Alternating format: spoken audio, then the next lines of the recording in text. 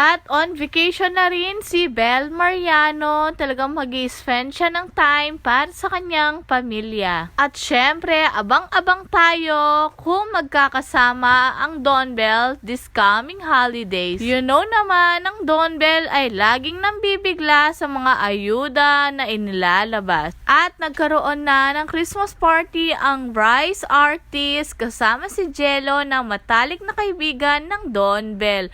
At kitang-kita na nakaharap kay Bell habang kumakanta at nagsiselfone. Kaya sabi nga ng mga netizen, mukhang may nagre-report kay Master. Kung tititigan ang cellphone ni Jello ay minsan hinaharap niya kay Bell. Dahil si Jello ay isa rin na pinagkakatiwalahan ng Don Bell. At minsan nga kapag nagdi-date ang dalawa ay kasama rin nila ito. You know naman na si Donnie ay napaka-conservative kay Bell. Talagang na kahit hindi kasama si Donnie ay basta merong kasama si Bell na close friend nila ni Donnie ay talagang papayagan at papayagan niya ito.